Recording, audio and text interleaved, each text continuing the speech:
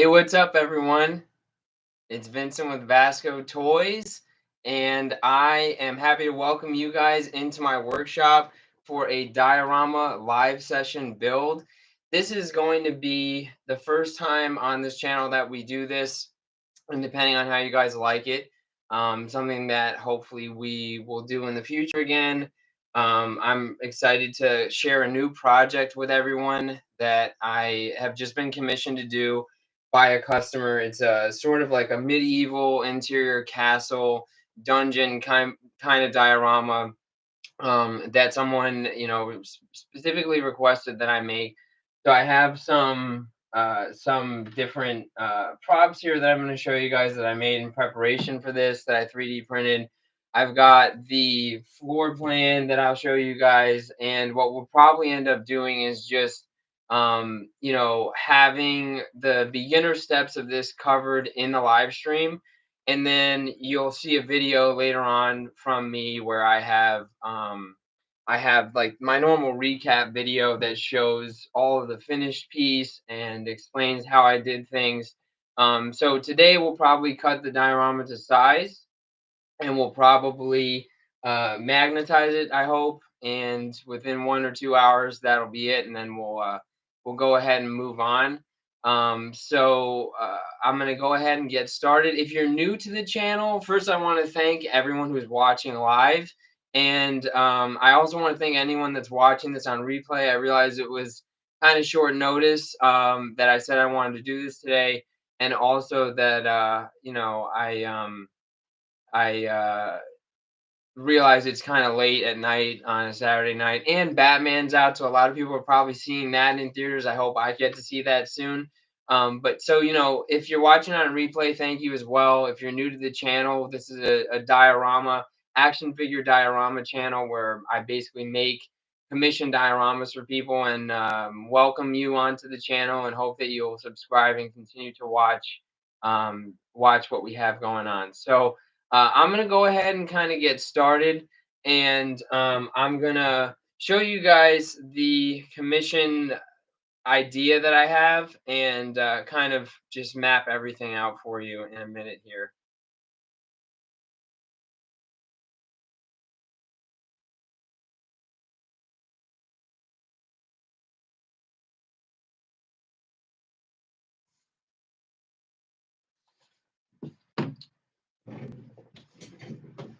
High School Creations, first one in the chat. Thanks, man. Thanks for joining, man. So I don't know how well you guys can see this. My lighting's not super great for the video. It's really good for my build area. I can see everything really well, but it's sort of glaring a little bit. Hey Bruce, how you doing? Thanks for joining. I'm going to show you guys really quick like the plan for this diorama, and then I'm going to kind of get started on the steps of just like getting the layout in place and all that. I'm starting completely from scratch. So a customer commissioned this, which is like supposed to be an interior of a castle kind of thing. So it'll have a stained glass window. It's going to have some wood beams on the sides. It's going to have some pillars, just cobblestone, old kind of brick kind of situation. He wants to have a staircase, so I'm gonna have to figure out how to do this area, and then we're also gonna have just some wooden doors here that will be functional for him. And I think it's gonna be 16 inches across. We've got it at 6 inches deep, and the walls are gonna be 10 inches high. So we're gonna go ahead and kind of get started with cutting the foam and everything like that. But the first thing I want to show you guys is some of the 3D printed windows that I'll be using. We have one mapped out in the drawing, and I may check with him just to see if he does just want to use one, or if we want to do multiple. So just in case, I printed out 3 of these. So these are PLA printed, and they're super rough. You can see I didn't like clean these up at all yet. They just came off the printer today. And these are my design. I designed these in Tinkercad, which if you don't know, it's a free 3D design software, and I think it was made for kids, so it's really easy to understand, and it's something that I always use. And then this is printed in PLA on my little King Room KP3 printer in the back there. It's I think an Ender 2 clone, and it's pretty good. It has a 180 millimeter by 180 millimeter bed, so it can't print like really really big things. But it is, it has gotten me this far. I've had it, gosh, I want to say, I think I got it in Christmas of 2019. What's up, Bogart 213? Thank you so much for coming into the stream, and for apparently buying a fire hydrant. That's awesome. I appreciate you. So yeah, the windows are going to be part of this, and there's going to probably be minimal 3D printing aside from these. I'll probably do like hardware on the door that I've done before and things like that. Jay Dioramas, how you doing? Thank you for joining the stream. We're going over the plan for today's first ever live build. Um, I mentioned before, High School Creations is in the chat, and I've actually done several live streams before with him. I've done some without figures. I've done some with I think a couple other folks. And this is actually the first time I'm doing a solo one on YouTube. So I'm excited to show you guys this. And if you guys like the format of this, please let me know.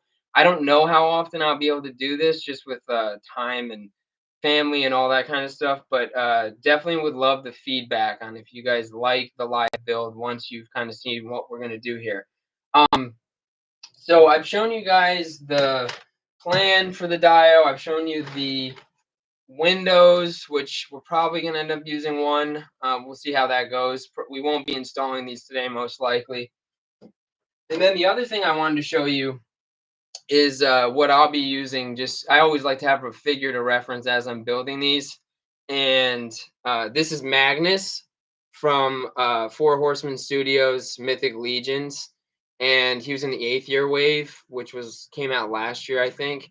And if you guys don't have Mythic Legions, I highly suggest that you get in on them by ordering them directly from Four Horsemen. One of my pieces just fell off. A lot of people, I think, have, and I had this misconception, that this is a really expensive action figure line to get involved in, and it can be if you buy the figures on the aftermarket. But if you buy them directly from Four Horsemen, they're like, I think he was $34 plus shipping, and he comes with a bunch of accessories, and you can swap parts and all those kinds of things. So if you guys haven't checked those out, you totally should.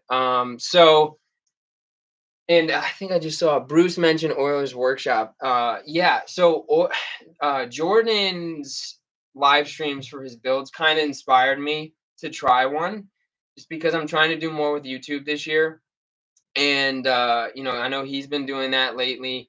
Love his YouTube channel, and so I figured, you know what? Let me give it a shot and see how it goes. See if people like it. See if we can, at least start to build something cool. So I am going to go ahead and switch up the camera angle here and show you guys. I have a table set up in my workshop. So this is, for anyone who doesn't know, this is a shed. It's a 16 foot by 9 foot shed. So 16 long, 9 feet wide this way. And if you notice in the back, you'll see the pink foam that we use for dioramas. I last year insulated the whole shed, and I'm slowly working on like renovating it to a point where it's a pretty cool, hopefully. But I'm doing that over the next few years, and so you guys will kind of see. It looks like somewhat of a mess right now. This is probably the best looking area with the pegboards, but aside from this, it's kind of a mess. So I'll show you guys. I'll just move this over so you can see where I'll be actually building. So you can see like all the rough insulation that I have up here. But for those who don't know, I live in South Carolina, and the first summer that I was, in the shed, I knew that it was going to get really, really hot in here, and I would probably not be able to safely work in here. And so I did two things. The first thing I tried to do was just get the AC unit that you see over in the corner, and hope that that was going to cool the shed without any insulation. As you might imagine, that did not happen. It was really, really hot unless you were standing right in front of that. So then I was researching and stuff, and I just realized that I needed to insulate the shed. So then I probably overcomplicated it by using the rigid foam. It was kind of like, I don't know, interesting doing it that way because that's what I used to build diodes all the time. But I got it done the week before my second child was born last year, which was super chaotic, but I got it done. And now when I use the air conditioner, it does stay really cool in here. And in the winter, when it's cold outside and I put my space heaters on, it stays really warm in here. So the I can actually be in this space now. So the basic functionality of this works now. And then hopefully in the future, I can put maybe some actual flooring down, cover up the walls a little bit. I still need to insulate the door. That's somewhat of a problem still, but um I love it out here, and I'm really like fortunate that I have this and that there's electricity in here. I have internet in here now, so now I can do the live streams and stuff when I want to out from the workshop. So the first thing we need to do is get a sharp blade. We're gonna get a brand new blade. So I have tried to stay a little bit organized. So I have these like these Dollar Tree containers that I keep only. These are only brand new knives that were never used before. And so every time I'm doing a new diorama, especially commission, I like to use, these are just like cheap. I get them in bulk on Amazon, just like utility knives. And you always want to use a new or sharp blade. So I'm going to use a new one. And then the other thing we need for the first step of this is a T-square. And I use like a see-through one.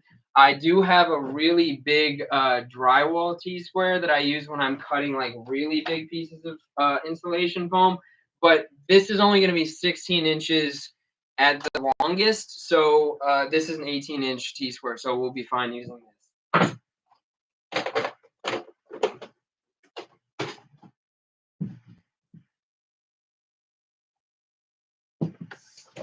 All right. So in the plan, which you guys can hopefully see somewhat, it's a 16-inch base, but he actually wants it to be modular, and it's going to be two 8-inch long pieces that are going to be magnetized together and then magnetized to the three walls. So I'm going to cut it probably today just as a 16-inch piece, and then off camera, depending on how things go today, I probably just cut them in half and magnetize those two pieces together later. But so the first thing we're going to do is just, cut this. We need to be 16 inches long by 6 inches deep for the base, and then we'll do the walls. So I'm going to try to get this so you guys can actually still see, and I hope you guys can still hear me from all the way over here because I don't have any like extra mics or anything. It's just working off of my PC's audio today. So when I first started doing diodes, I would actually, when I was gonna cut anything, I would take a Sharpie and I would mark everything. And I realized two things. One, I didn't really need to do that if I just marked the space that I actually want this to be. So I'm gonna show you guys. So all I do now is just mark in several different spots just to keep myself honest. So I'm marking 16 inches on this.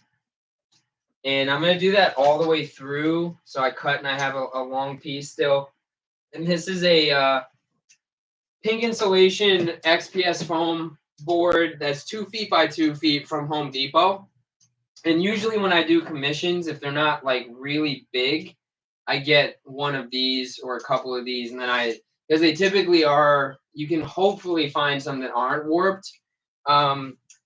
So sometimes that's a challenge, but if you can find some that aren't warped, it ends up being a really good kind of solution, and ends up, being better than getting the 8 foot wide by 4 feet wide sheets, which I do have some of as well. Just to make sure you don't have those score lines in them and they're not warped or anything like that. So just the other thing too about this, I know when I was first starting out, I always made the mistake of trying to cut this through with one swipe of the blade. And if you do that, even with a sharp blade or a new blade, you can really rip the foam, and that's really not what you want. Especially if you're trying to magnetize it, you want the lines to be 90 degrees so that they fit nicely together. So what I do, and what everybody who I've seen, who I know in dial world does is, you start out, you cut a shallow line, and then you just over time you gradually, you know, make it deeper, deeper, deeper until you get through the foam. And then you can either continue to just cut like this, or you can do like a sawing motion, and that'll work out for you as well. So,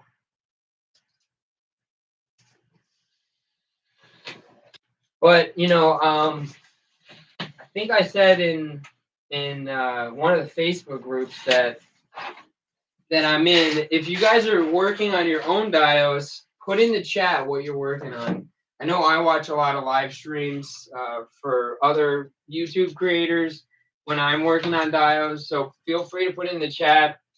When I can see the screen again, I'll try to shout some of the projects out that people are working on. So now I've got this piece, which is 16 inches wide, and I'm just going to double check the measurement on that across in several spots. It's looking pretty good. And I'll show you guys too, if I can bring this closer to the camera. So it's really hard, for me to get like a perfect 90-degree angle. This is the side that I cut. It's probably not 90 degrees, but I think it's close. And if I really, really need to, I can take my Proxon and I can clean this up pretty easily and make it an actual 90-degree angle. So I see Terraformer. Look at Terraformer's painting his hallway. If you guys haven't seen that diorama, that is looking crazy. And the atmosphere that he's getting in it is awesome. So check him out on Instagram if you haven't. Looks like Mike, High School Creations, is working on some buildings. Mike, the brickwork on those are just impeccable. I love what I saw today and what I've been seeing lately from you with all the different brick patterns. It's crazy. Love that stuff. Let's see. Anybody else? Anybody else in here? Bruce says he used to try to cut through just once. I think a lot of people do that. It's just something you kind of learn over the course of doing this, that maybe that's not the best way to go. And once you kind of I think for me personally, the best way for me to learn is to make mistakes. So I did that, and I would end up with rough edges. The other thing I really don't like to ever do is sand foam. Just makes me nervous because I know like this stuff is not good to be in your lungs in any way, shape, or form, especially as like millions of little particles. So if you cut it straight the first time, it probably reduces the chance of you ever having to sand. I really don't ever sand foam. I know I have some friends who do sand foam, and I mean, as long as you do it safely, you can be as safe as possible and hopefully not have any harm to yourself. So anyway, back to this. I've got this measured out 16 inches wide for the base, and now I need to do 6 inches deep. So we're just going to go ahead and mark this in several spots. And so this is going to be just, it's not going to be a huge dial, but these are the measurements that the customer asked for. And, if a customer tells me measurements, and let's say, we get through this and I think, wow, this is kind of small. What I may do is go back to the customer and say like, hey, no change to the cost or anything. If it's a small, like, let's say instead of 6 inches, I want to do this for 8 inches. I might tell them like, I'm not going to change the cost on you at my suggestion. Like, I kind of think it needs to be a little bit bigger. And I'm almost feeling that way about this. I'm almost feeling like he's going to want at least 9 inches on this. But I also don't know, what his shelf space is like, if this is for a specific shelf. So until I talk to him, I'm just going to roll with this. And if we decide to change it later and I, have a piece that I cut out or even magnetize, I'll just use it for something else. It'll be fine. And I'm just going to double check that I have this right on the plan too, that I have it as 6 inches and 16 inches, and that is what we have. So we're going to go ahead and cut this through again, doing multiple passes at using the knife.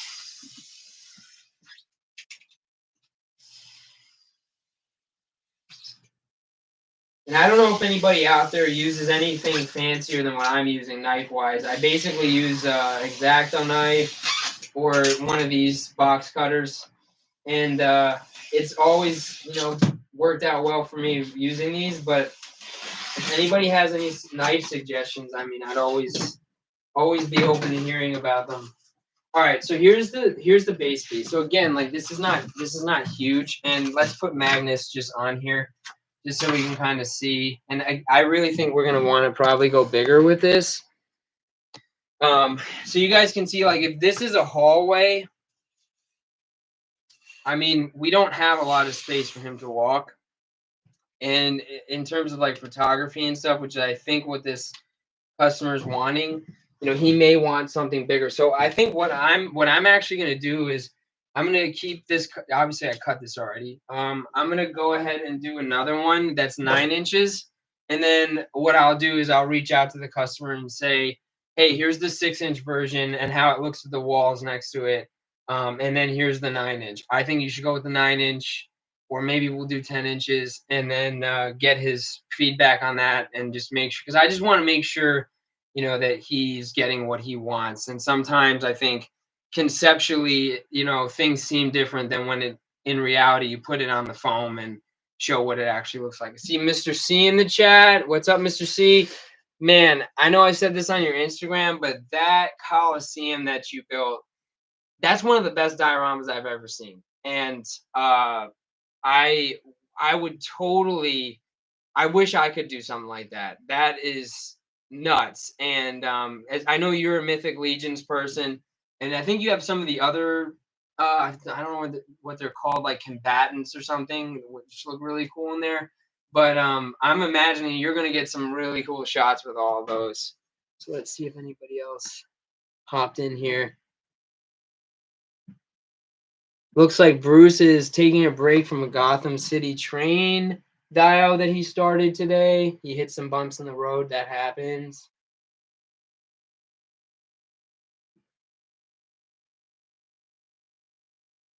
Yep, Mr. C said combatants. I don't have any of those guys, but they look really cool. But I do have, like, I don't know, 6 of the Legion, the Deluxe Legion Builder Gladiators on pre-order. So I'm hoping to do something because I have Vitus as well, and I love Vitus. So hopefully I'll be able to do something with those guys. So like I said, this is the 6-inch version of the floor. I'm gonna go ahead and I'm gonna do a 10-inch version. I think that 10 inches would be a good width, and as long as he's cool with it, like I said, I'll check with him and see what he says. I think it'll work out better for him, and I'll show you guys once I have it cut.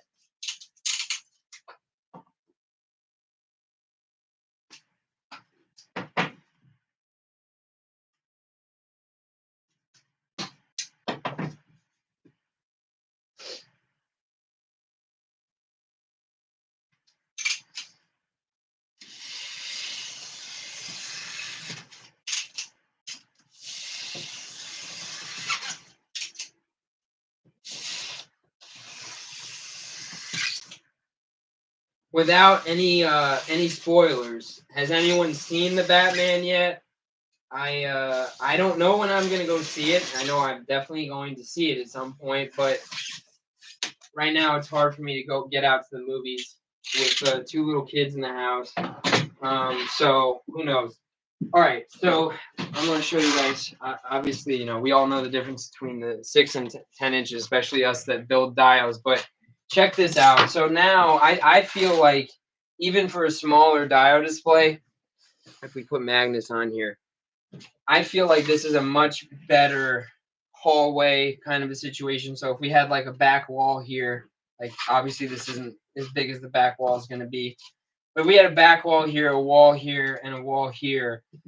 If you wanted to take the wall off, have these two, and then try to take some shots of someone coming down a corridor, to me, this length is a lot better than if you flip this.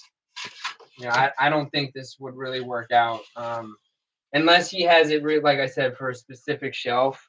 To me, this is going to be this is not going to be versatile enough. And I know when he reached out to me, he said he really wanted it to be versatile. He wanted it to be modular. He wants to be able to move stuff around.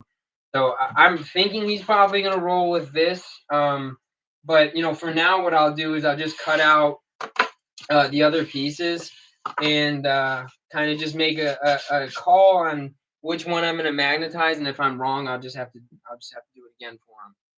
Let's see what we have. Bruce is saying Mr. C is one of the best that he has ever seen, up there with Lawless. I would agree with that. Dio Structure Group is amazing. Yeah, I mean, Dio Structure, I think pretty much, I mean, a lot of the people that are in our community are in Dio Structure, and you know, there's a lot of really talented people who are making dials right now, and I feel like it's kind of, Mike and I have talked about this. I feel like it's kind of exploded the last few years, and really has become like a lot more popular. Bruce is saying that he's too intimidated to post in there. Bruce, I'm actually one of the new moderators. You should not be nervous to post in there. Everyone posts in there for the first time. I posted, you know, my first diorama was horrible, and my second diorama wasn't much better, and the third wasn't much better. But each time, if you get a little bit better, you know, that's all you can do. Everyone in there started, you know, with their first dio and didn't necessarily know what they were doing. So just keep that in mind. And I would say, like, take the leap and try to post something in there. Another thing I forgot to do was remove the sticker on the bottom. All right. So now I'm going to probably need to take out some of my bigger pieces of foam, because let's see what we have left. So this is going to be the base piece.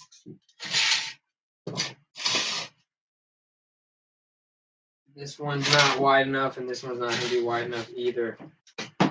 So what that means is I'm going to have to get a larger sheet of foam down and try to cut that so that we have the right sizes. So I have to do a 16 by 10 wall, 10 by 6, and two 10 by 6s and one 16 by 10. All right, so you guys are going to see the really unorganized, disorganized storage that I have for my foam up here and how I get it down. So, sorry about that. And at some point, I am planning to do a workshop tour, so you guys will see this in a better state at that time, I'm sure. So I have two lofts in the workshop. One of them I keep the foam in. The other one I keep my like all my cardboard boxes and stuff that I think I'll need based on, you know, sizes and stuff like that. So there's a mixture of 1-inch foam, 1/2-inch foam, and 2-inch foam up here. And I'm just trying to find a piece that will actually meet the size requirements that I have. And I think I see what it does. Let's see.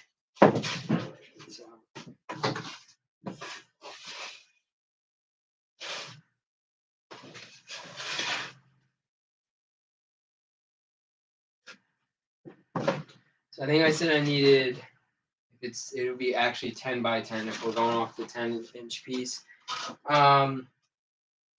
So this will work. So this was, I don't do this often, but this was a piece that was actually supposed to be like a, I was doing like this giant sewer originally for a trade show that I was going to be going to. And I decided not to do it just because it was so huge. And I thought it would be kind of a nightmare to ship. So I have some pieces that I had, like, unfortunately done some work on, but this is just hot glue, so I should be able to just rip this off, and then this can be the back side of this piece, and we'll probably cut it off. So this will be 10 by 10. So I'll just grab my knife and my T-square.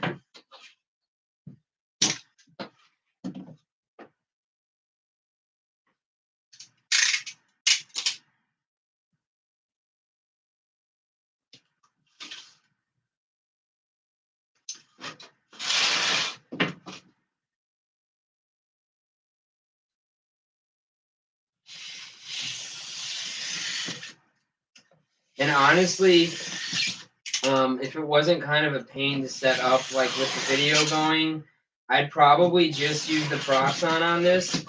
But you really don't need to. And I know there are people out there that don't have a Proxon who probably, like seeing things done by hand when possible.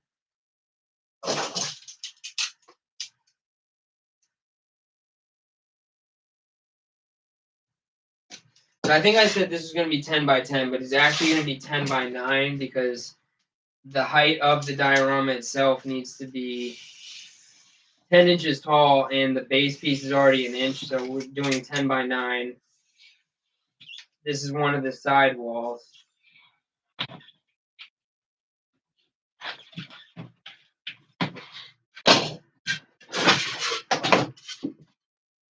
right, so we've got one of them.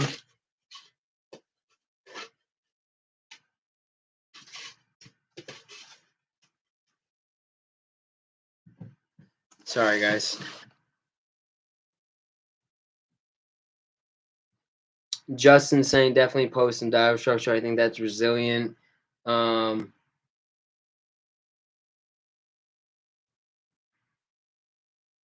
Mike's joke, unfortunately, is over my head. I don't have to read that again. Oh, headbutt. You like to headbutt it. Okay. Unconventional, but, I know you know what you're doing. All right, I got to get a couple more pieces down.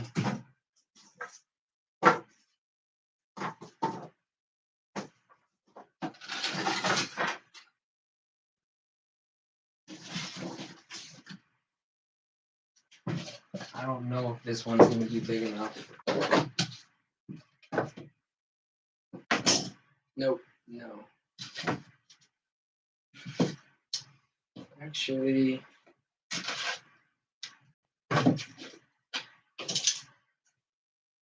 nope. That one's not. This one's not exactly 90 degrees. There's a slight angle, and so if this had been cut straight, this would have worked for me, but it hasn't. So I'm gonna have to get another piece.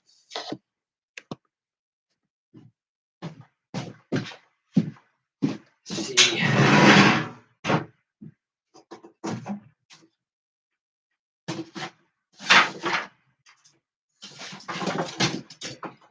This is the mirror side of what I just broke for the other one. So you guys can see, like, it's just hot glued on.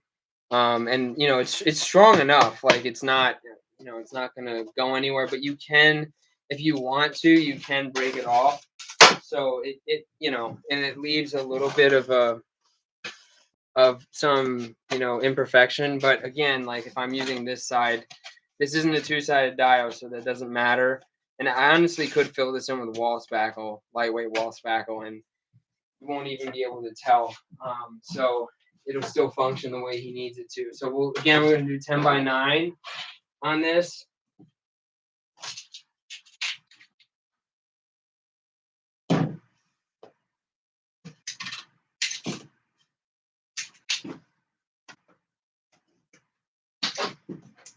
Another thing too, like in the chat, what does everybody do with their scraps? Because I know I hang on to way too many scraps, and I have scraps from literally the first few dials that I did still, because I don't like to let go of any of it. There was a point when I moved from my old house to this house, though, where I definitely did have to throw some stuff out. But me personally, I have a couple of bins that you probably can't see below this bin here, not this one. A couple where I have like different size, so like really small scraps, some like medium sized scraps, stuff like that. that I can pull out for things like crates and all that kind of stuff. So 10 inches by, we're gonna go by 9.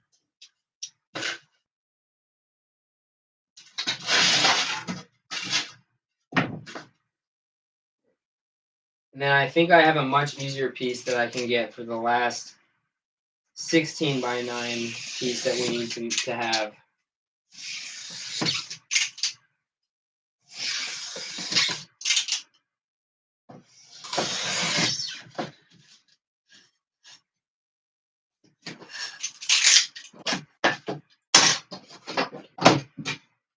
This one.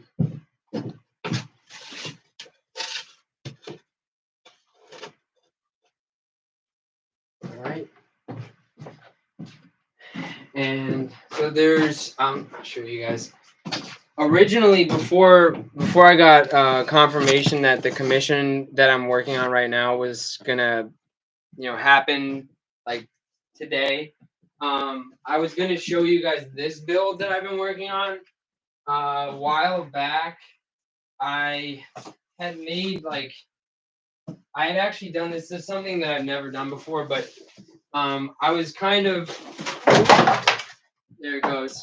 I was kind of experimenting, and I wanted to see if I could create like a framing using XPS foam, and then kind of use the project foam we get from the dollar store and make like a building out of it. So I'll put this down so you guys can see this a little better. So I basically just took like the XPS foam we always use, and I magnetized it so that this will kind of form just a rectangle. And I wanted to, kind of see if it would be a way that I could do buildings sometimes. And I did this like, I don't know, maybe almost a year ago. And just it's been sitting over in the corner like ever since. I haven't done anything with it. So I figured it was time to try something with it, and I was gonna have this be the build that I started working on, but then I got the commission confirmation that I've been waiting on. So I'll have this one as something that I show in the future. But this piece I can sacrifice for this project. So we need to do a 16 by 9 for this. Actually, not 16 by 9, 14 by 9, because I've already got this in place. So the back wall either needs to be 16, and I need to cut off an inch on the side walls, or the back wall needs to be 14 inches. That's going to be magnetized to the side wall. So I think that's what I'm going to do.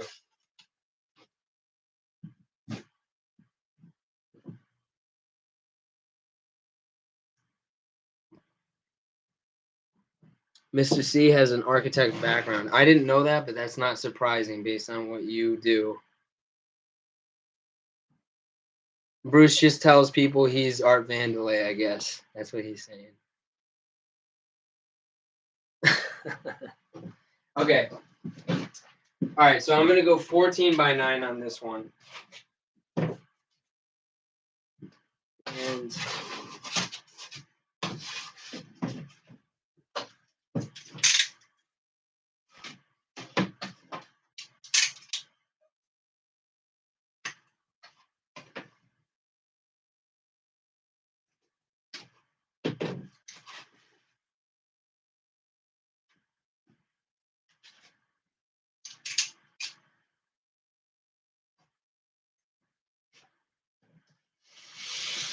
another thing that I used to do when, when I first started out, that I didn't have a T-square, so I would just use a regular ruler for these kinds of things.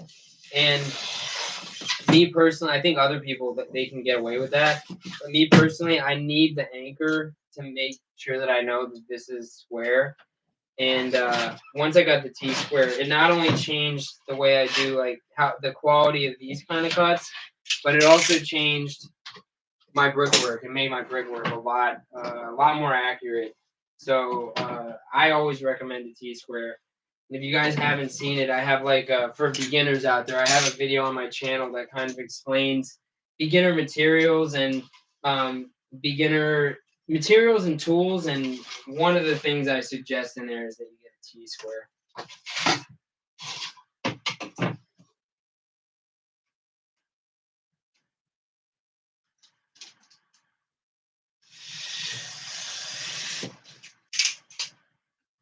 And also, believe it or not, you know, this blade at some point in the near future is either going to need to be sharpened or replaced. It's still giving me good cuts. Like I'll show you guys. There's a little bit. There's very little imperfect. You can't even tell probably because of the light, but there's very little imperfection on this, so it's still, you know, going to work out for me. But you want to be careful that you don't get to a point where it starts like ripping everything, because that's not what you want. All right, so I'll show you guys sort of what we have so far in a second here.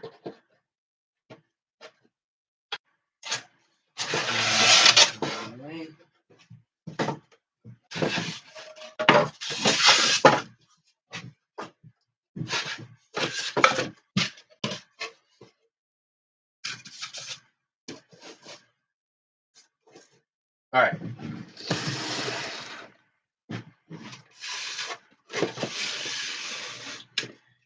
So yeah, so I think to me this is going to be much better than the 6-inch arrangement that we had in the beginning on the 6-inch depth of the floor. So obviously this isn't magnetized yet, so I'm just kind of placing these pieces. So based on the floor plan that we talked about, this is going to have a door. There's going to be, you know, just looking at this again, it's probably going to end up being one window. He wants to have a removable altar in here, so I'm going to have to figure out, you know, the best spacing for that.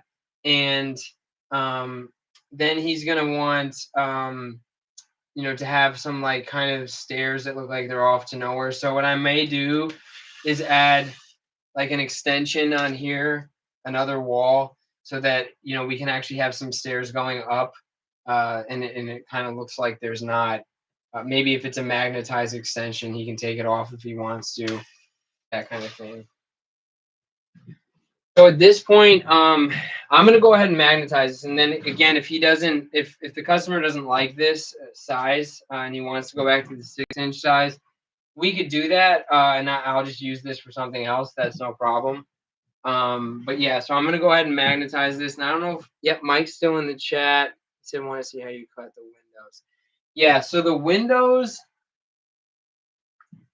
what I do is, so I'm not gonna do it right now because I'm gonna actually carve. Usually I don't do this, but I'm gonna actually carve all the brickwork into the foam first. And even though that's kind of extra work, because I'm going to be carving bricks into the spot that I cut for the windows, it'll help me make sure that like everything's lined up 90 degrees. And the way that this window is designed, there's a ridge on here. So what I do is, even though so the back of this is flat, this is the part that's not meant to be seen. So for this, I'm going to use this to make an impression for the window right into the foam and press hard on it. And then once I have that, I'm just going to try really hard, like to be super, super precise when I cut that. And I'll go real slow. And I'll also use one of these, the skinnier box cutters, to make, because I feel like I have more control than when I use the thicker ones for these kinds of things. So I don't know if I'll get to that on today's stream, probably not. But that's what I'm going to try to do. That's how I always do them. And this is the second time I've used these windows in a dio. So I've done it before, so hopefully I can do it again. Let's see. Okay.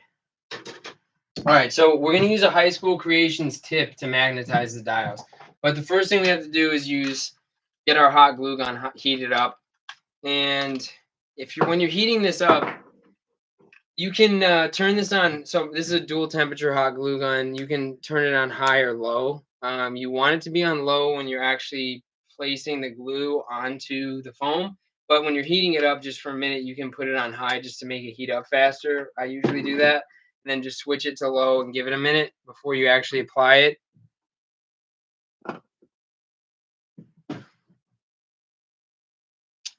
Thomas is asking where I got the T-square. I got this at Hobby Lobby. I don't remember how much it was. It was back when they were doing their 40% off coupon, like on one item every day. So what I would do back then was I would go in on like lunch breaks at work and get like one thing a day and use the 40% off, and make sure that I got the things that I needed over time. But I don't think they do that anymore, which is really unfortunate for probably everybody watching this live stream.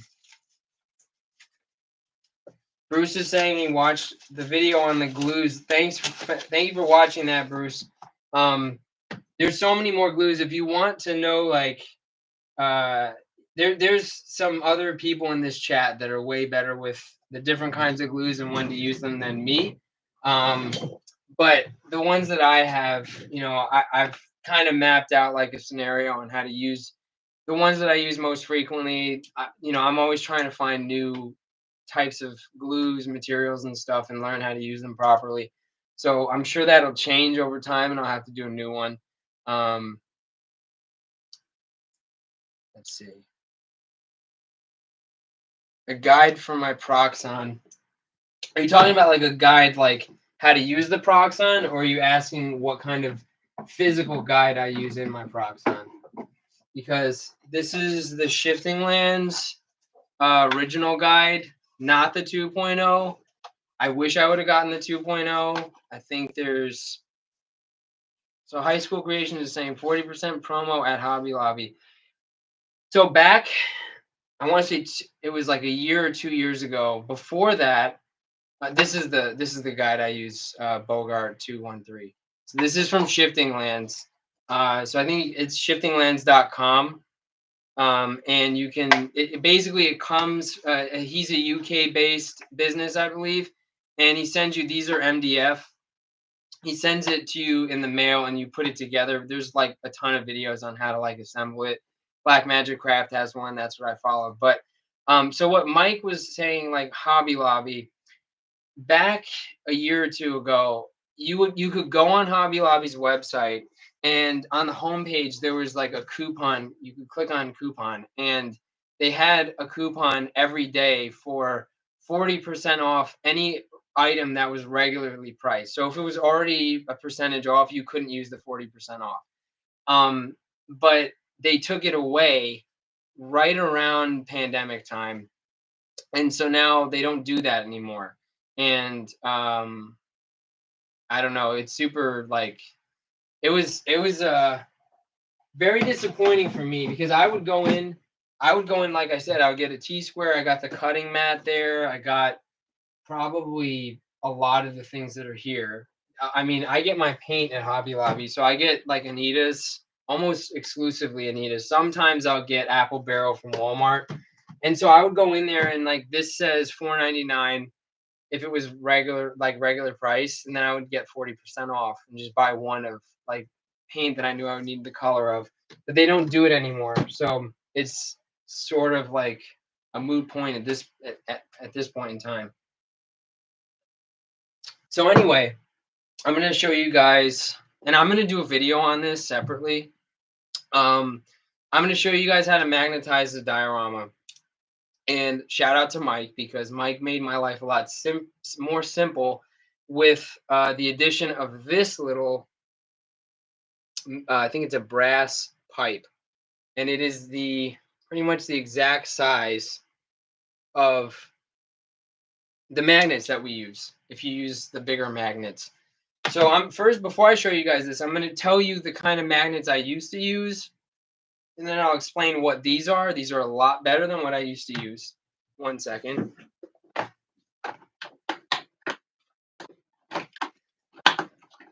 Okay. All right. So when I first started doing dioramas, actually, these are the small kind. I have both kinds. Sorry, guys. When I first started doing dioramas, I knew that you needed to use like the magnetic buttons, or you don't need to, but a lot of people were using magnetic buttons to magnetize their dials. And you can get these at Walmart, and this is what the package looks like at Walmart. And these are like they'll work, but they won't hold things together as strong as other ceramic magnets do. There's also another drawback to these. There's no indicator on these to whether you're looking at north or south polarity. So you have to guess. So sometimes when I was a beginner, I would not realize that I was putting two norths together or two souths together until the hot glue was dry in the foam. And then I had to try to like dig it out with my X-Acto and flip it. So that's they don't have any indicators on them whatsoever. So that was annoying. The other thing that's annoying is that these are not that strong. They're just not. Probably something you have to hold them in your hands to tell. You probably can't see on camera what the strength based on that, but they're not nearly as strong as they need to be, or that I want them to be when I'm building dials. So what I started doing was I think my wife got me these. So these magnets are from Amazon, and they are way stronger than the ones from Walmart. And they're way better because now I don't know which is north or which is south, but one side is smooth, and the other side has a little button hole in it. It has a little hole in it. And so you match up the side with the hole and the flat side, and you get the magnetic bond that you need. And if you try to line up two sides that have holes in them, it doesn't work. So there's no guesswork. It's so much better, and they're stronger. So you can get these on Amazon. I think you just search like ceramic magnets, and they'll come up. And I don't remember how much they are, but I got, so this is the box they come in, and they come in like a full sleeve. There's like four big rows of them. This is like four of these. So I mean, I haven't bought these in a while, and I make a good amount of dioramas, so I feel like they last a long time. And I'm definitely happy with, I always buy from now on, like they're the only ones I use. So these I have as like an emergency if I can't get the other ones, then I would use these. But for most situations, I'm just going to use those. All right, so I'm actually going to show you guys how to magnetize this now after talking for a while, and I'm going to start with the side walls because the back wall kind of is dependent on where the side walls end up. So put those off to the side.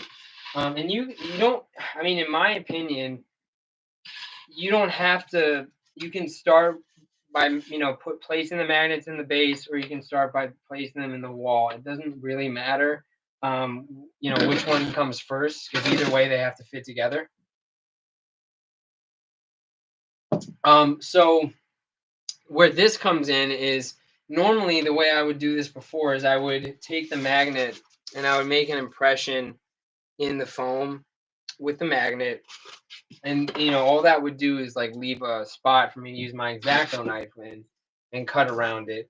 And the other thing I'm going to do too is make sure I sharpen this X-Acto knife. I also got this on Amazon, just a knife sharpener. I think it was really cheap. So whenever I am using this, I always sharpen it just to make sure that I'm actually using a sharp knife that's going to cut the way I want it to. So the hot glue gun is at this point heated up and good to go. So the first thing I'm going to do is, make an impression with this. Now this, depending on how sharp it is, and I'll file this too. Here's another thing that I started doing. I think I learned this from Adam Savage. Instead of getting sandpaper, I get a bunch of nail files, because this is 180 and 180 grit sandpaper essentially. And for me, it's easier to handle than like actual sandpaper because it's more rigid. So what I'm going to do is just go ahead and just sand the outside of this to give it more of like a sharp edge.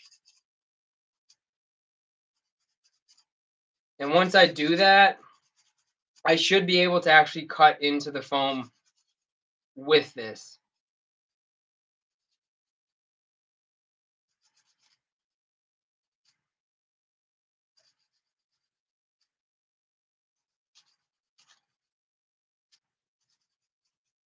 So now what I'm going to do is just go ahead. High School Creations is still here. I'm going to go ahead and do the High School Creations method. And we're going to go ahead and we're going to cut into this. So all I'm doing is twisting this around. And you don't have to go that deep. So I'll show you guys. So I'm twisting this in. And I don't know the exact size of this. Mike might know it because he's the one who told me a while back. But all you have to do is bring one of the magnets with you to a hardware store, and you can find these little copper pipes. And so what you can see is that I actually cut a circular hole into the foam without having to, like, you know, trace it with an X-Acto knife. Oh, Dwayne Shoots Toys is here. Hey man, thank you so much for stopping in. We're just starting out a diorama using XPS foam, and I'm showing a tip that High School Creations has for magnetizing. I don't know if you know him, but you should check him out. He's a really good dial maker as well. But so we're going just basically with the circular motion. We're cutting this in, and then what I would do is, you know, you don't even have to do this after a while because you kind of know the length. But I take this, put it up against the edge, and you create like a little indentation that you then take the X-Acto knife and then you kind of just cut. You want to cut it all the way through to the end of the circle here that we created with the copper pipe. And when you do that, you should be able to just pop this out. And sometimes you have to, you can see, sometimes you have to clean up. There's a little bit in there. So we'll clean that up. We'll just rip that out. And then when I do these, I kind of like, as a system, always have the dot side up on my magnets from these Amazon magnets. Just so, like, if for some reason I ever, you know, wanted to send somebody a replacement wall or something, I would know like how the magnets are placed in the dial polarity wise. So then I just put the hot glue in, and you place the magnet. And because I measured, or I indented the width of the magnet, it's flush with the foam. So there's not going to be any issues when I'm trying to put the wall on the foam. So we'll do this other one, and then we'll do one of the walls. Let's see, who else do we have? So Mike's saying it's an 18 millimeter. This is 18 millimeters, and or close to a half or 0.5 inches. So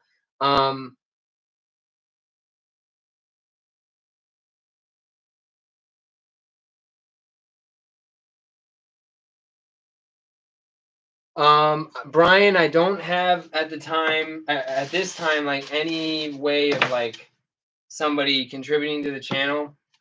I don't have a Patreon or anything like that, or buy me a coffee. I appreciate you asking, but you being on the stream and watching, liking, leaving a comment is more than enough. So thank you for that, and I appreciate the support. But so we're gonna go ahead and just do the next one. And sometimes you guys will find, so this is a good example. This one's not as clean.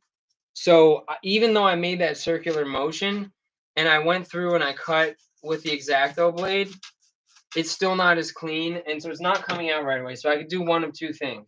I can go in again with this, and hopefully, sometimes if this is really working well, when you remove this, the foam will come out with it. And sometimes it doesn't. So you can pop it out like this, like I just did, which works great. Or sometimes you have to like just trace over it again and cut a little bit, which is a little annoying, but nothing too major.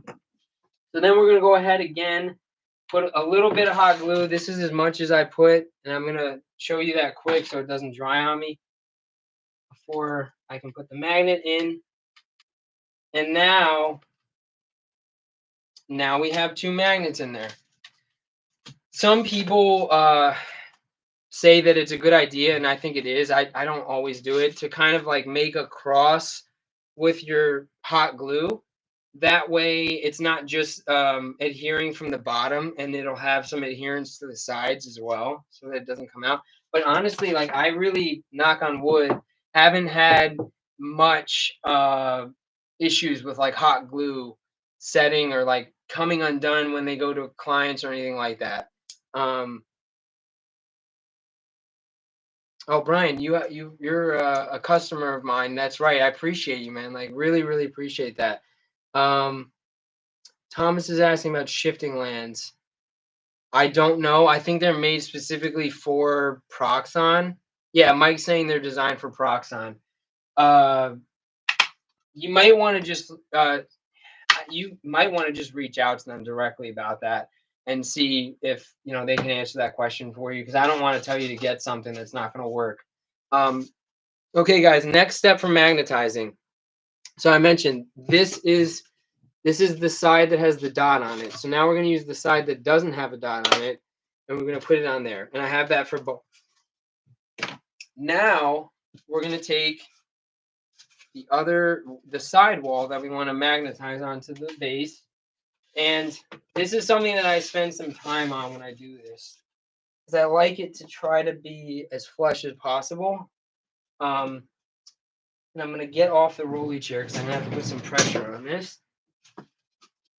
So once I have it lined up well, I'll just push down. And you don't have to go crazy. You just want it to leave an impression. This is all you want. Right there. You can see the circles that we want, and that's what we're going to use to cut into the foam. So we get this out of here now.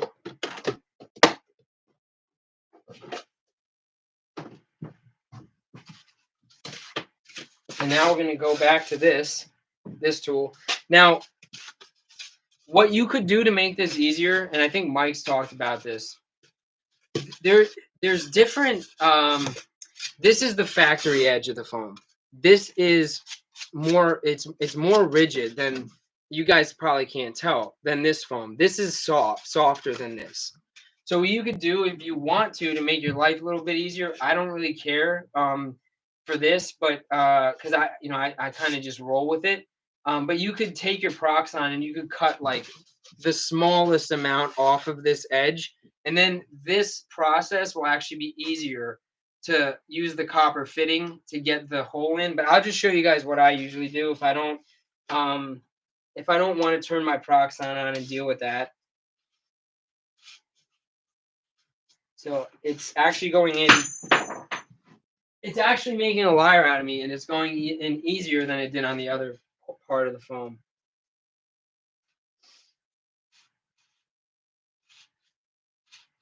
So just to show you guys, you can see it actually cut better into the foam than the last cut we just looked at. So now, again, it's just as simple as, I just want to make sure, because we looked at this when I broke this piece off from the old dial piece I didn't use. It left this imperfection that I don't want on the front. So I just need to make sure that when I'm putting this in, the imperfection's on the back, because that's an annoyance that I've dealt with before, where we probably all have, when we're putting together furniture, we put it on backwards, something like that. So now I'm just going to do what I talked about before with the magnets. And I'm going to take the width of the magnet, and I'm just going to make a small indent. And once I have that, it's simple just to take the X-Acto and watch how this works. Now, when you're doing the X-Acto for walls, you do want to be careful, because the X-Acto knife, if you look, is slightly longer than the 1-inch foam. So if you're not careful, you can poke right through to the other side. You don't want to do that. If you do that, you can fix it with wall spackle, and it's not a big deal. But if you can avoid it, it's something to kind of just be aware of. Something else that happens is sometimes you'll notice that, like, even if you think you're cutting the magnet line straight, it'll cut on an angle. Just be mindful of that because you want this magnet to fit flush. And if there's an angle, it's gonna, when you glue it in, it's gonna be on an angle. You don't want that. So here's the other one here.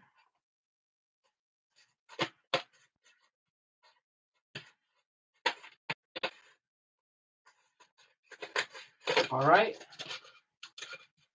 And see, this is a little bit, I know that I'm cutting to the line, but it's a little bit thinner than I know it needs to be.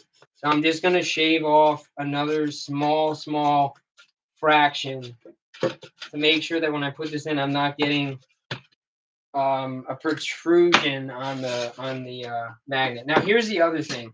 So when I do this, I always kind of like glue it quick, and I do it like this. So I know like this one's going here, this one's going here. It doesn't really matter because we know that the polarity is the same on each one. The dot is facing up. So I'm gonna do one at a time, and you want to make sure you flip this into the polarity that you want. The other good thing is, I don't know about you guys, but when I'm working with hot glue, maybe I'm just messy or not careful, but I almost always get it on myself. But we're using low temperature hot glue, so I don't even really get burned. Like, it's just barely a heat sensation, which is good. So you don't want to use the high temperature anyway because it will literally melt the foam. But also, it's better for you if you like, if I have some glue that accumulates that I don't want, I could just wipe it away real quick and it's not going to hurt me.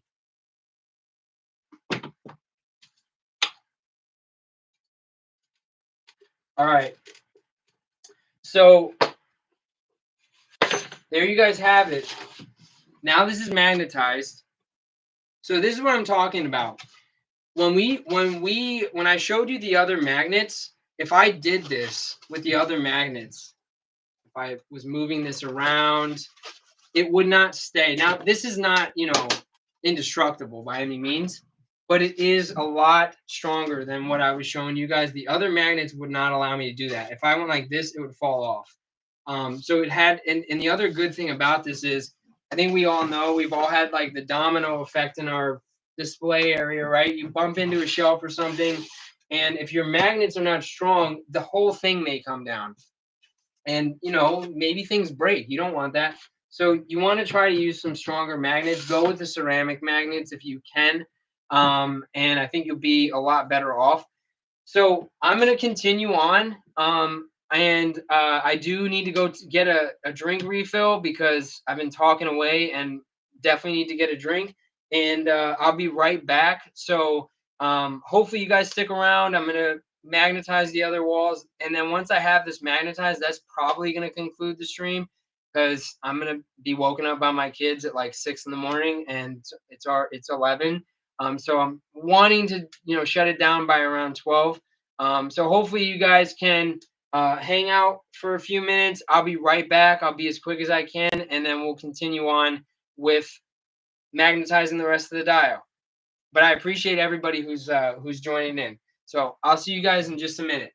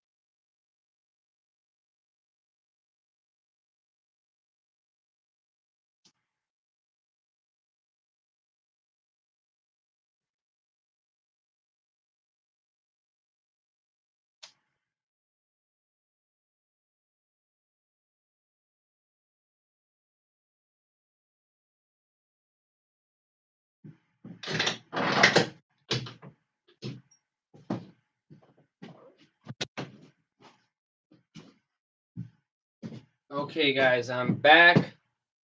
Just before we get started again, oh, hey, Laser Pants is in here. How you doing, Laser Pants? Good to see you. Appreciate you joining the stream. We're working on a commission dio, and I was just showing everybody how to magnetize it. So we're going to continue on with that. Let's see. Before I get into the rest of magnetizing this, just want to say thanks to everybody who joined. Like I said, if you didn't see the start of the stream, I actually haven't ever done like a solo stream before, so I'm excited to kind of maybe do that occasionally, and going to hopefully be able to show you guys some more tutorials. I'm trying to be more active on YouTube this year is one of my goals, and just try to kind of like share as much as I can to help new people, all that kind of stuff. But if you guys haven't subscribed to the channel, every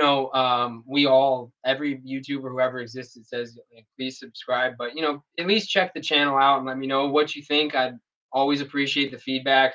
And hopefully you guys like what you see, and you maybe try to make your own diorama. Okay, so just to show the people who maybe didn't see the start of the stream, this is what we're working off of. I have a video on like concept sketches, and when I make concept sketches, hey, here's Joseph is in here. How you doing, Joseph? And so here's the concept sketch for this dio. And when I make a concept sketch, it doesn't have to be necessarily like a work of art. Like this is just really done to give the customer an idea of what I'm envisioning, and hopefully they can give me direction on like if it lines up with what they're envisioning, and then we have an agreement, because I don't ever want someone to be unsatisfied with what I make them, especially when they're paying me, to make the diorama. And it's just like a good first step to make sure that we're on the same page. We both know what we're doing, and we both agree to it. So basically, this is a diorama that is going to be like a castle interior sort of a look, and it has a removable altar, which is not in the concept sketch. So that's another thing that happens. I'll send the concept sketch to the client, and then they'll say, I like the sketch. Could you add this too? And sometimes, like for something like that, I'll end up doing is I'll send him a picture of the altar before I carve it or anything like that, and just say like, what do you think of the dimensions of this? And go from there. We don't have to like redo the concept sketch. So for me, I like to at least draw things out most of the time, definitely for commissions. Sometimes it's fun not to do that and just to kind of like go off and do your own thing. But I really only like to do that when I'm making a diorama that's not a commission, where I feel like I have more freedom, because when it's a commission, you're doing it for somebody else. So um, this is going to end up having a stained glass window, which I showed earlier, just for the folks that joined after. This is a very rough, not cleaned up. You can see some of the I have to slow down the speed on some of my prints. This is an older design. This is a stained glass window that's printed out of PLA, and it's designed to really be viewed from one side. So this is all flat. So this would be the piece that goes inside that you don't see. We'll put some of the cutting mats that you can get at Dollar Tree behind it to show that it'll be like an opaque, but surface that lets light through, and that'll look really cool for the stained glass. So that's going to be on the back wall. Then there's going to be a door on this wall, like a wooden door that'll be functional, with some 3D printed hinges that I designed. And then there's going to be another side here where there's actually some like stairs that kind of they look like they lead to extending out beyond the dial, but they really don't. So that's what we're working on right now.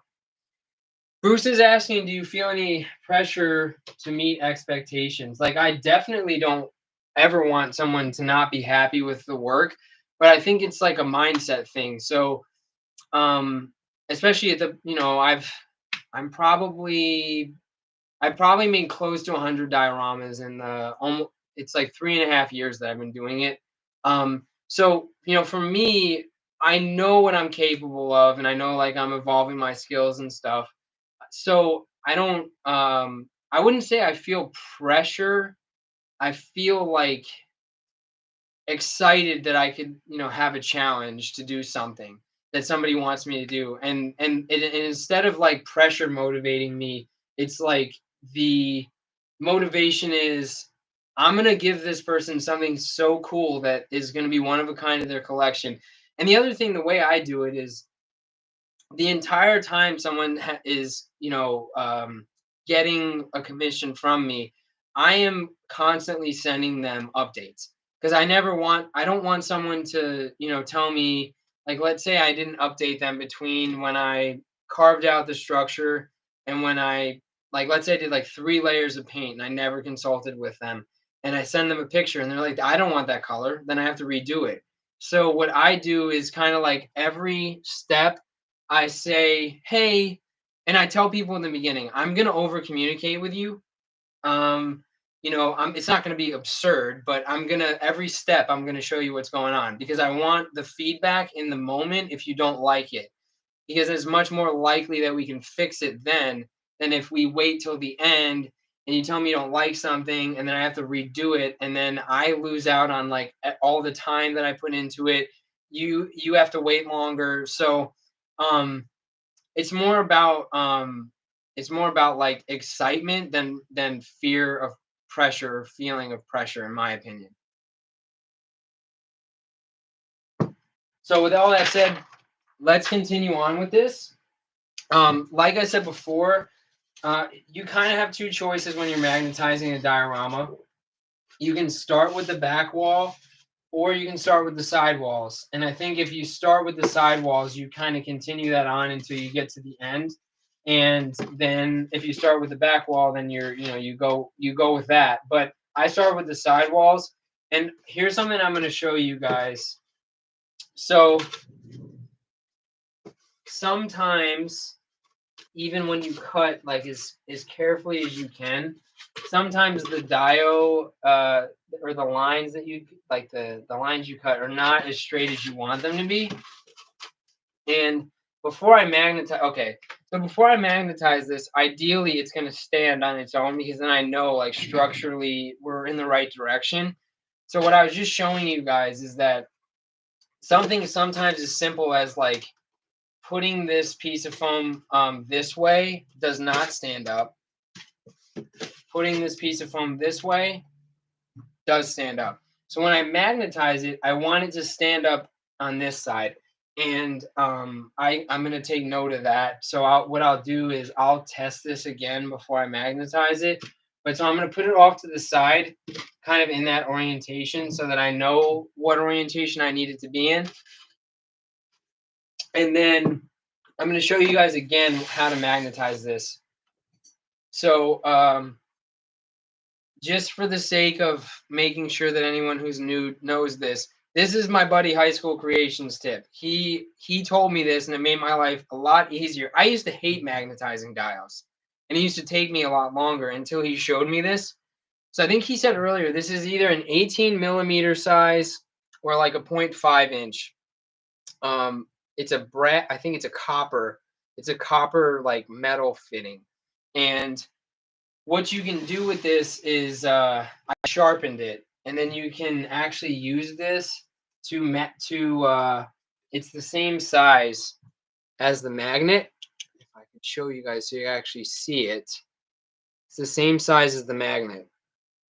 So if this works the way it's supposed to, which it did on this side, what you do is you cut into the foam with the circle, and you don't have to do it the old way that I did it, which was pressing the foam or the magnet into the foam, taking the X-Acto knife, and then carving it that way. So this just kind of like makes it faster and more streamlined. So that's what we're going to do. So first thing I'm going to do is kind of find the side. I sometimes lose the side that's the side that I sharpened. So this is the side that I sharpened. And all I'm doing is working this in a circular motion. It's cutting it beautifully. Like it's going right in there. So when I use the X-Acto on the next step, it's going to come right out. I'm not going to have to do any extra work. So Bruce is asking what I use to sharpen it. I will show you. So I buy these in bulk on Amazon, just a nail file. So a nail file is essentially sandpaper, but in a rigid form. Sometimes I have trouble with my hands because I use them so much for the dio stuff. And for me, it's easier and less painful to use a rigid piece of sandpaper than it is to get like an actual, I have sandpaper hanging up, an actual piece of sandpaper, try to like grip it, do that kind of stuff. So I will just use this.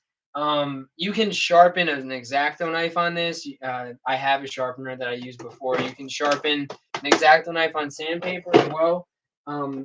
So yeah, that's what I'm using. And then, so we've got the first one cut, and then the second one I'm going to cut as well. Now, this piece is going to be modular. If you wanted this to be like super, super crazy modular, let's say it was double-sided. This is not going to be double-sided. You could measure out where you're putting the magnets and then ensure that you could swap the walls. So this wall could go here, this wall could go here. That doesn't make sense for this diorama because it's only going to be from the front view. The back side will be painted, but it'll be like a black or a gray. It won't be actually like carved and like done up the way that the front is.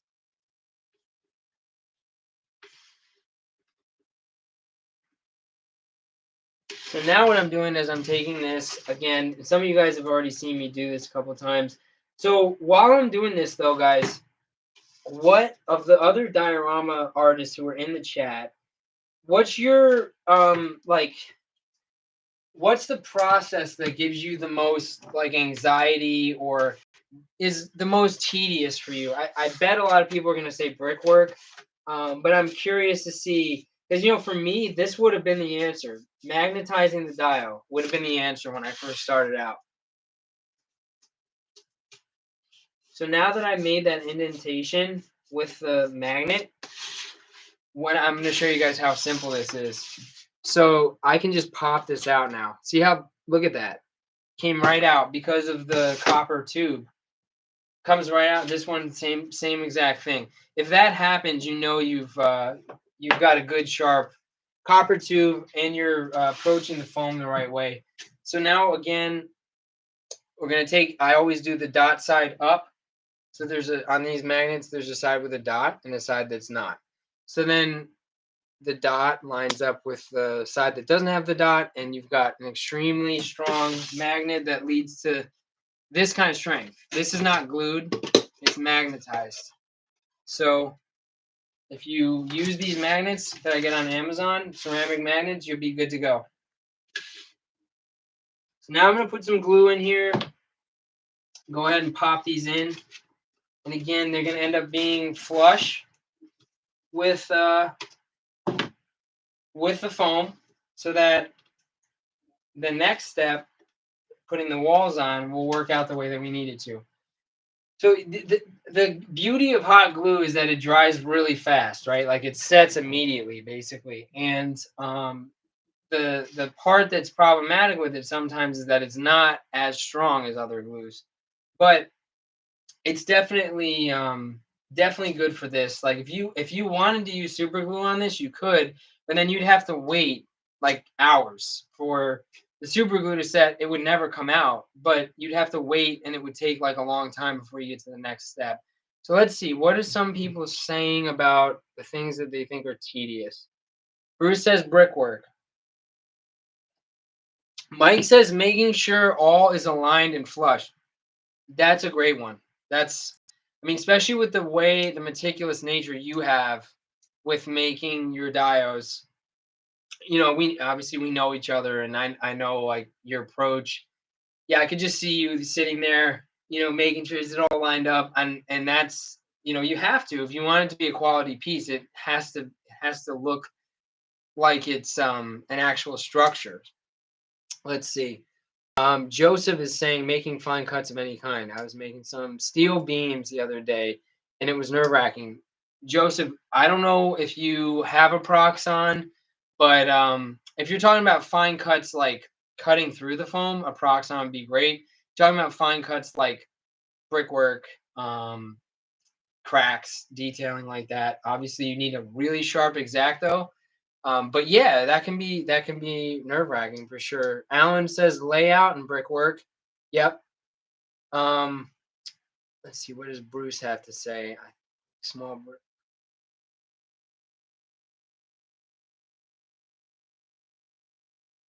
Yeah, brickwork does take practice, and in my opinion, proper brickwork, like a lot of people view it as a negative thing. And again, if you love making dios, it's more about like if my bricks look good, everything else has a chance of looking good. If my bricks look bad, even if everything else is done well, people especially like people who have expertise in this will know that the bricks don't look the way that they need to. So it's just like taking the time, I think, and like spending that extra focus on getting it right. What is Thomas saying? Thomas says, for him, it's making a straight enough cut, and doors and windows. Yeah, doors and windows can be a pain, especially if, like, for something like this, Mike High School Creations was asking me about like how I'm going to cut this. This is not a square, so there it has the rounded portion to it. So it can be annoying to cut this, but for me, it's always like if something is going to be difficult, just spend extra time on it and kind of like try to do it that way. Give it extra focus.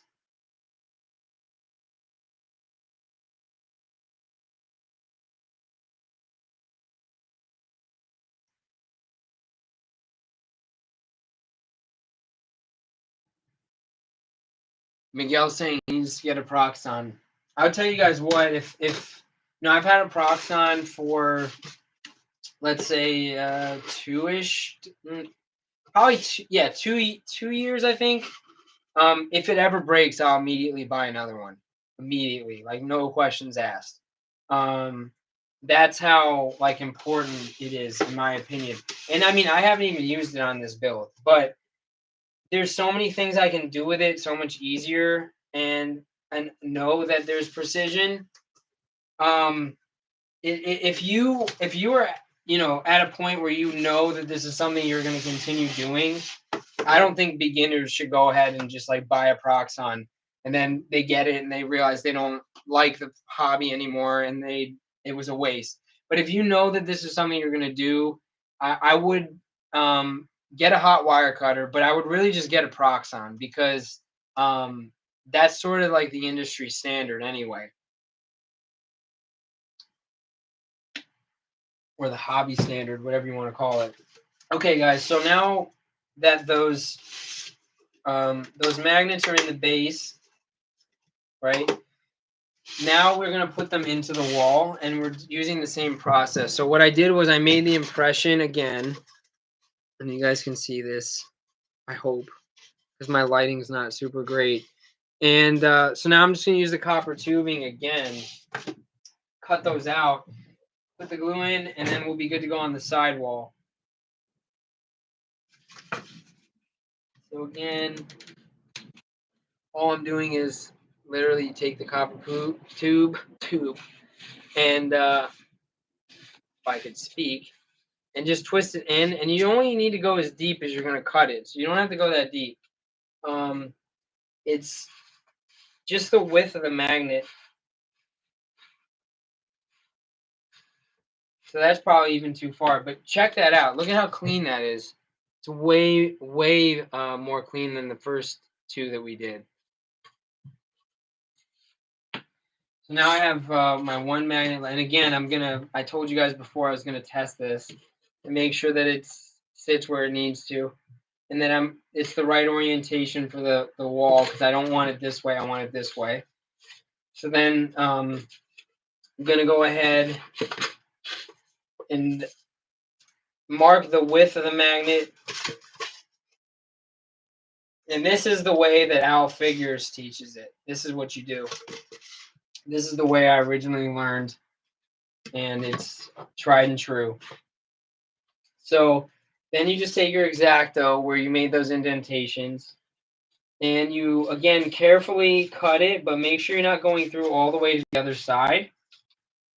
Because as we talked about, like, you can pop through on the side that you actually want to see in the dial, and then you're going to have, you know, possibly going to have to clean that up with some wall spackle, lightweight wall spackle or something like that. You don't want to have to do that.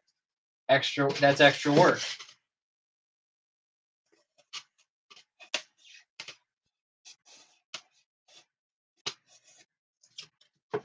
All right. So one of these is a little bit more clean than the other one, but they're both the same width, or the same depth, I should say. So we're going to be good to go. All right. And the magnets are already in place here, like I was telling you guys before. So when I do this, I'm going to put it like this to remind myself that all I need to do is that. So the first one we're going to do, put some glue in there. Make sure that the right side is there. Get it flush. Good to go. Same thing here.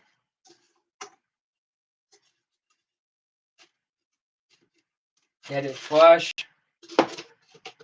And there we have it. Check it out. That didn't go as planned. It'll actually hold in place when I put the back wall on it. I got a little too overconfident there. But the magnets are strong though. And actually, I was making a point about the orientation of this, and these must be perfectly lined up because it doesn't actually matter which way you put it. You can go either way, but this is the way it needs to be. So now we have the two side walls in place, and the last thing we need to do is put the back wall in. So the way I'm gonna do this to make sure that it's as sturdy as it can possibly be is I'm gonna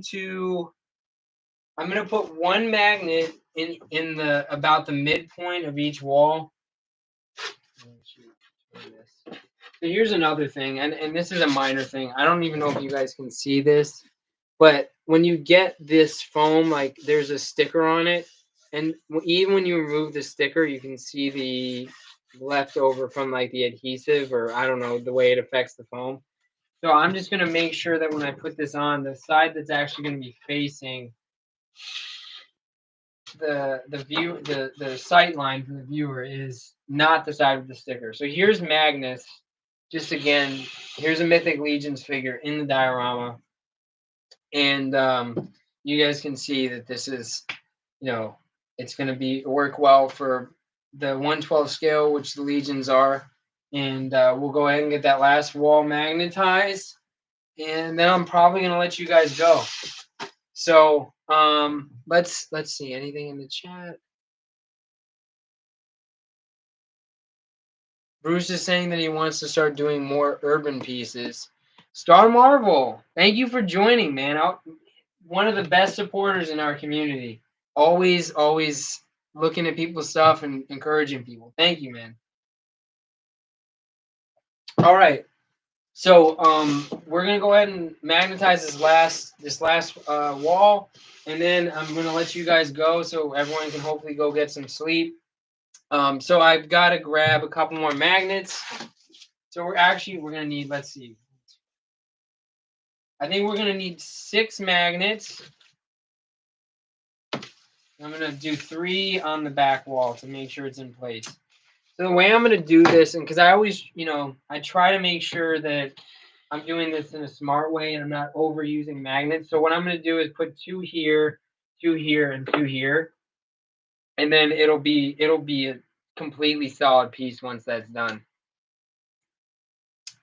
Bruce is saying he's seen that leftover sticker residue. Yeah. Sometimes you can take care of that with texturing and stuff, but it just kind of depends. I'd rather be safe, not sorry. All right, so for this, I'm actually going to take the sidewalls off, put them off to the side. And I'm going to start with the base piece. So we're going to magnetize the base. There it is.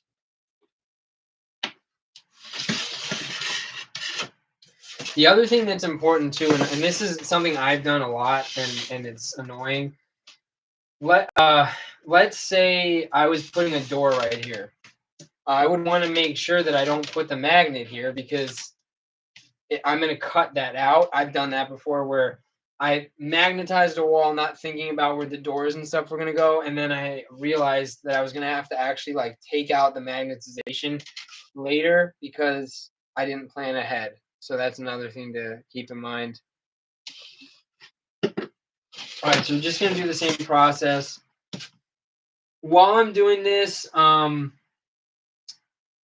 know, if you guys want to go ahead and let me know if there's any specific diorama tools that you swear by. Like I said earlier, kind of always just like on the search for new things. Like, for example, this was actually a birthday present for me this year. My this, and it's a rotary tool by Ryobi. And my previous rotary tool was this one, which did well for me for a while. But it's a lot less powerful. This one's awesome because you can, I'll just show you guys real quick. You can, if I take this off, so you can like have it really low, and so you can kind of see how it's spinning and hear the power. And you can dial this thing up really, I mean, that's only halfway. I don't even want to go all the way. And it runs on the Ryobi One Plus system. I think a lot of people don't know that Ryobi has some hobby tools. It's not just like yard tools or power tools like drills and stuff like that. Like this is a rotary tool. I mean, you could use it for so many different things. I actually just recently used this thing to sand down a bunch of these Dollar Tree oil barrels before I painted them. Instead of doing it by hand, I just took the rotary tool and I sanded it down all the way. So yeah, go ahead and comment with your favorite diorama tool and let me know what you think. Also, guys, please like the video if you can, just so we can get the visibility up a little bit. Like I said, I'm trying to step my game up on YouTube this year, so I appreciate everyone joining and liking and commenting, all that stuff.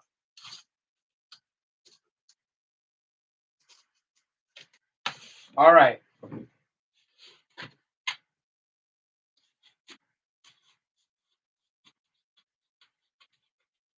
And truthfully, guys, if I wasn't trying to be, trying to explain things and make sure I'm, showing everything, this would already be done. The magnetization would already have happened, which is awesome. Because, like I said, one of the coolest things about this community of dial builders, and if you're not on Instagram, I suggest, like, if you're a dial maker, that you make an Instagram and kind of connect with people, because there's a lot of really great artists there, and a lot of, like, not just great artists, but people that are really cool in the community and want to help people out and all that kind of stuff. And so sometimes what you can do is you can find somebody who knows how to do something better than what you're doing, who helps you, and then you end up just being so much better for it. And that's what happened with this. I got the tip on the copper tube from High School Creations. I mean, I learned how to magnetize dioramas in the first place by watching Al Figure's videos. And I'm in Dio Structure. I'm in another group I'm a moderator in. It's called Diorama HQ. You guys know This Week in Dioramas, Tech Chucker. That's a group that he founded. And it's another really good group for people like us that enjoy this hobby. So another one to consider joining. But I mean, I see things all the time in these. That for me, the best part about using Facebook is Facebook groups. So whether that means I'm in, like a collection group, like I'm in a Mayfex group, I'm in some Legends groups, and some of them are better communities than others. But with Dio Structure and with Diorama HQ, you're going to see some cool stuff, and you're going to get some good tips from people that you may have never thought of that will like unlock some new ability in you. So you should check that out. And I'm going to take a second and see what everybody's saying with the tools after I get this little part carved out.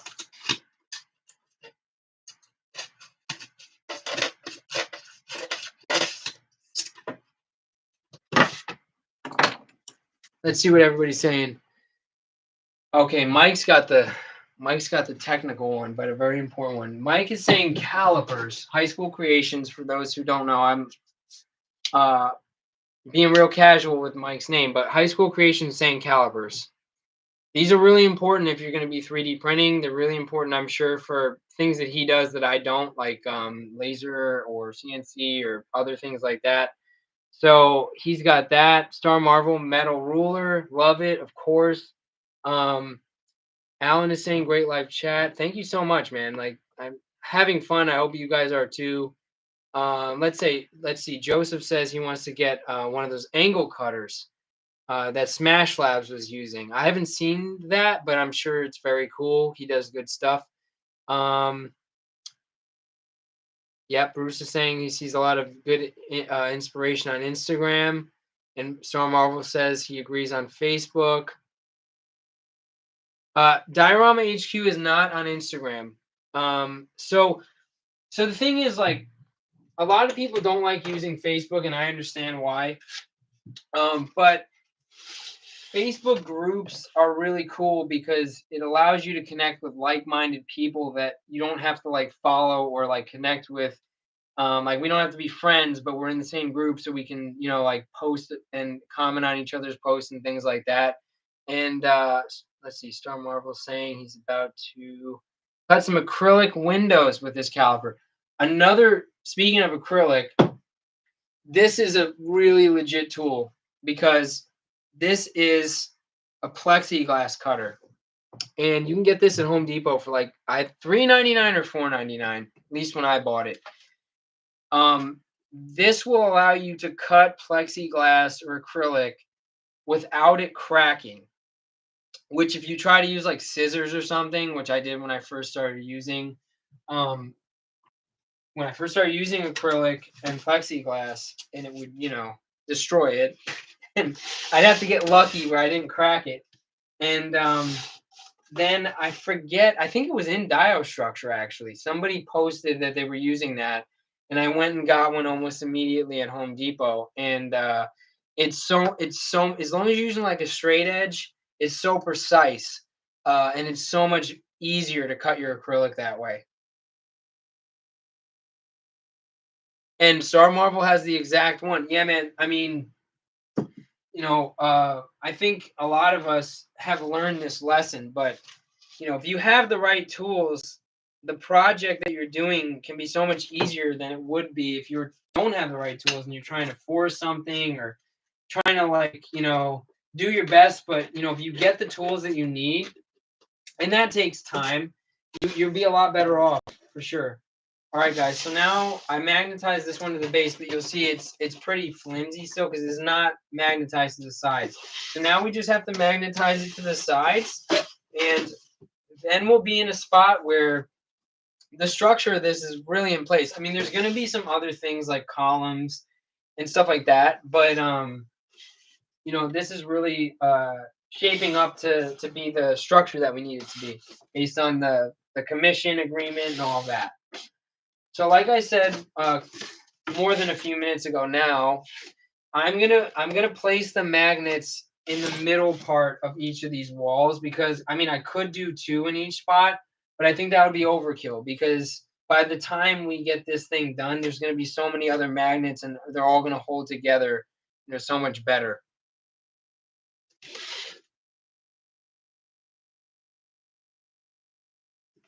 All right, so I'm going to go ahead and do this.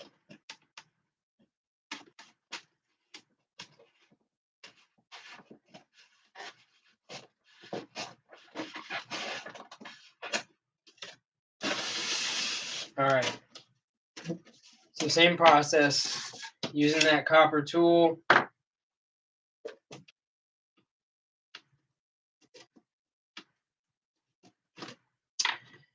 Indenting and cutting with the X-Acto.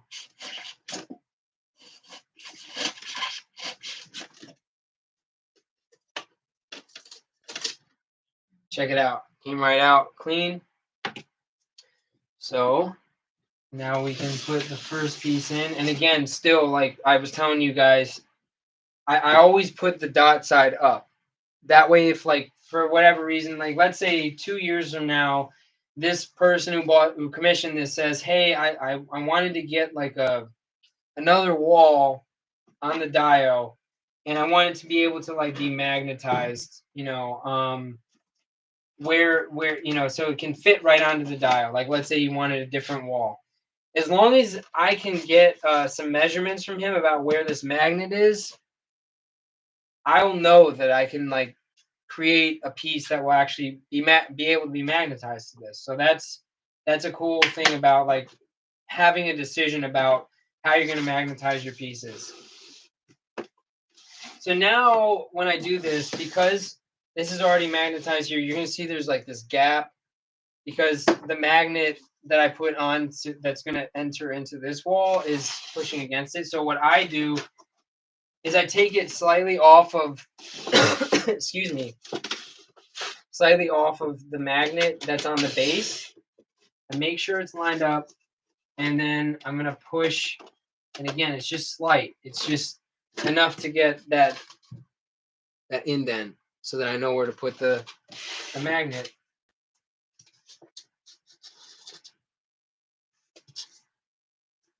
And I almost always pick the wrong side of the sharp side of this tube, but it's all right. As long as you get the right side, eventually you're good. Look at how clean that is. See that? All right. Just make my indent.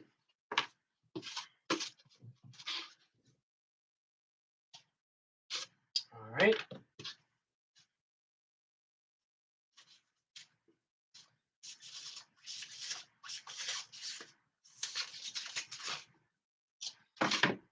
That came out super clean. Put I'm going to make sure my magnets, I'm doing this the right way, not doing it upside down. Actually, so I cut this on an angle without realizing it. So what I want to do is go back in there and take, look at this shaving. Look, it's that minor, but I cut it on an angle and I don't want the magnet to be on an angle. So you can just go back in and clean it up. No problem. Now I'm going to go ahead and pop this in with the hot glue. Make sure it's flush, which it is. Show you guys. You can tell because you can't see the magnet from the side. Now look at that. Look at this. We got one more side to do. We got to do this side. But we're pretty much in business now. Go. So once again, you guys have seen this like 16 times at this point. But some people are joining the stream that maybe weren't here when we did the first few. So again, using the copper tube, and that's it's a 0.5 inch copper tube, and you just take it to the hardware store or take your magnet to the hardware store, and you can line up the sizes, and it cuts right into the foam if it's sharp, and if it's not sharp, you can sharpen it with a nail file. So now I've just got to make my indent at the width of the magnet. And here we go. Just want to be careful that I'm not popping through to the front. That came right out. Now I'm going to take my hot glue, low temperature setting. My magnets are sticking to my X-Acto knife.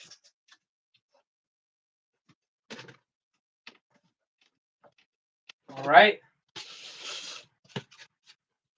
again, so I mentioned this before, this part has an imperfection on it.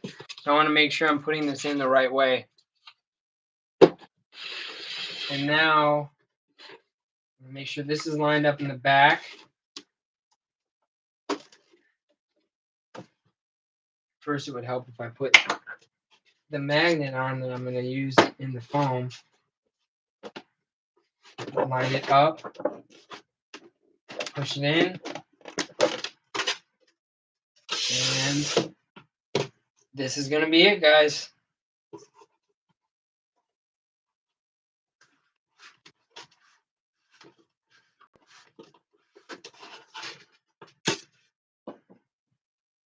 Clean cut.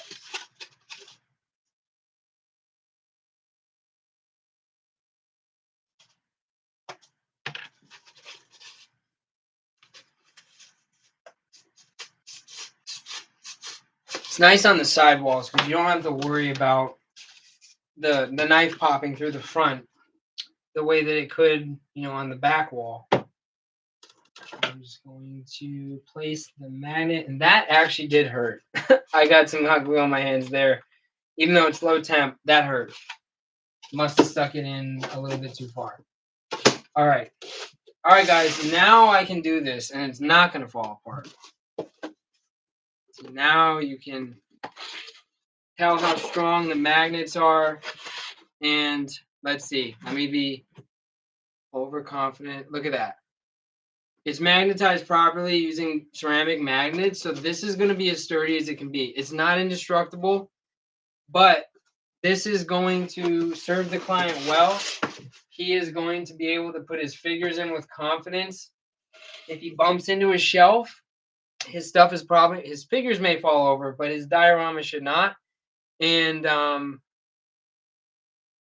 it's going to be hopefully a good piece that he loves. So here's a Mythic Legions figure in there, Magnus. I mentioned in the beginning, I love these figures. If you guys haven't checked them out, Four Horsemen Studios makes them. They're not that expensive to pre-order if you pre-order them through the site. So check that out. I am going to get going, guys, because we're right under we're at about 2 hours, which is the maximum I wanted to go today. And I just, I really appreciate everybody on here. I feel like this was a really positive group, really great chat. I appreciate everybody being respectful of one another, adding some good conversation, and of course, watching the video, commenting, and all of those great things. So if you guys don't follow on social, follow me. I'll try to follow you back. And thank you so much for watching. Everybody have an awesome rest of your weekend and into next week, a great week. Thanks, guys. I'll see you in my next video.